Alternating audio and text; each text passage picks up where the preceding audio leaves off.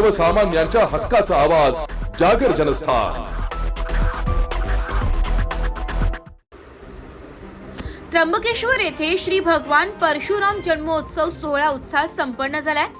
हिंदू धर्म मान्यतेनुसार सप्त चिरंजीवांपैकी एक तसेच ब्रह्मतेज व क्षात्रतेजाचे प्रतीक असलेल्या भगवान श्री परशुरामांचा जन्मोत्सव सोहळा भगवान परशुरामांची तपोभूमी असलेल्या श्री क्षेत्र त्र्यंबकेश्वर येथे मोठ्या उत्साहात व भक्तिपूर्ण वातावरणात संपन्न करण्यात आलाय। या निमित्ताने वैशाख शुद्ध प्रतिपदा अर्थात दिनांक 29 एप्रिल पासून ते वैशाख शुद्ध षष्ठी म्हणजे दिनांक 3 मे पर्यंत विविध धार्मिक सांस्कृतिक कार्यक्रमांचे आयोजन करण्यात आले।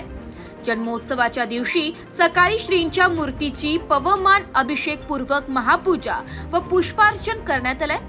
यावेळी वेदमूर्ती दिगंबर फडके व उमेश गोडबोले यांनी यजमानपद भूषविले। जन्मोत्सवाच्या निमित्ताने सायंकाळी 5:30 ते 7:30 दरम्यान हरिभक्त परायण संजोत संजय केतकर यांचे जन्मोत्सवाचे सुश्राव्य कीर्तन संपन्न झाले। यावेळी तबल्यावर कानिफनाथ घैसास तर संवादिनीवर अजिंक्य श्रोत्री यांनी त्यांना साथ संगत केली। सायंकाळी ठीक 7:15 वाजता भगवान परशुरामांचा जन्मोत्सव श्रींच्या जयघोषात व शंखध्वनीच्या गजरात करण्यात आला। भाविकांनी श्री परशुरामांच्या मूर्तीवर पुष्पवृष्टी केली। पाना फुलांनी सजवलेल्या पाळण्यात बाल परशुरामांची मूर्ती ठेवण्यात आली। महिलांनी पाळणा गीत म्हटले।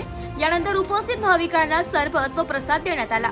आरती मंत्र पुष्पांजली करून रात्री मंत्र जागरण करण्यात आले। श्रींची सायन सेवा संजय घैसास यांनी भगवान परशुरामांच्या चरणी रुजू केली। कार्यक्रम यशस्वीतेसाठी मंदिराचे अध्यक्ष वेदमूर्ती केदार शास्त्री पाटणकर व त्यांच्या सहकाऱ्यांनी विशेष परिश्रम घेतले।